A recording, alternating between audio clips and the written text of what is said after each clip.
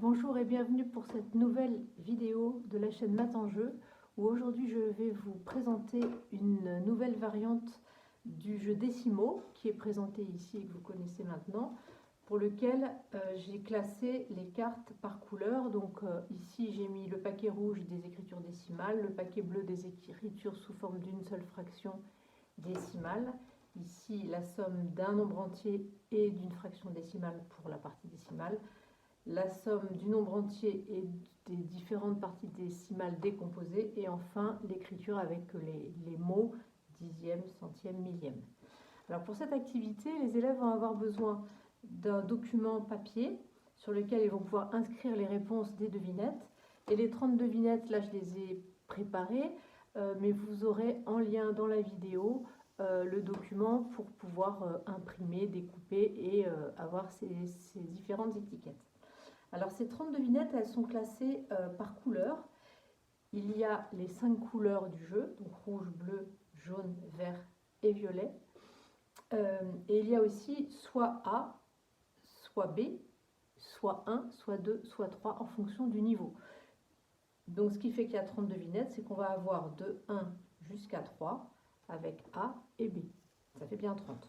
Alors ici, je vais vous montrer la première devinette. C'est une devinette niveau 1, c'est la 1B.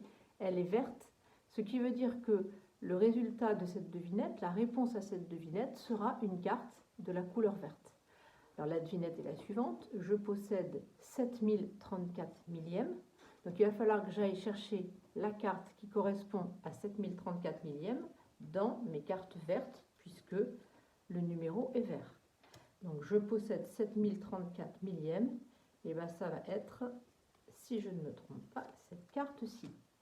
Une fois que j'ai trouvé la carte qui correspond à ma devinette, et bien je vais inscrire dans le tableau, enfin l'élève, c'est l'élève qui va le faire, il va écrire sa réponse. J'ai trouvé 7 plus 3 centièmes plus 4 millièmes.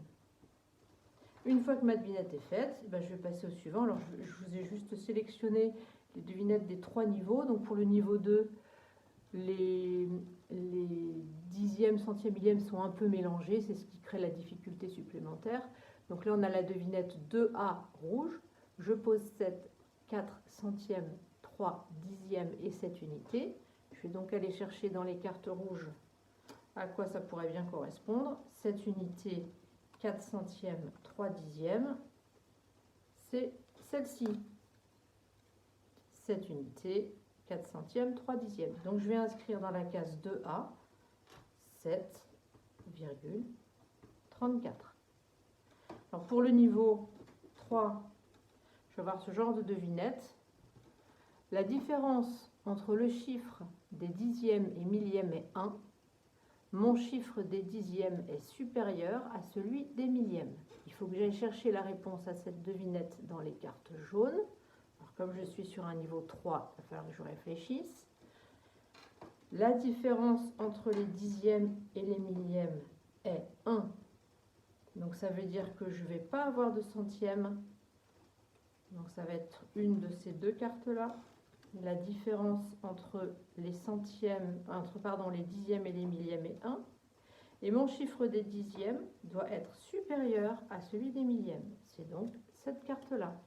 Une fois que j'ai trouvé la réponse, dans la case 3A jaune de mon tableau, je vais inscrire 7 plus 403 millièmes. Alors cette activité, moi je la propose en groupe de 3 ou 4, où les 30 devinettes sont placées au centre de l'îlot, et puis les élèves vont piocher les devinettes et inscrire au fur et à mesure qu'ils ont trouvé la réponse dans le tableau.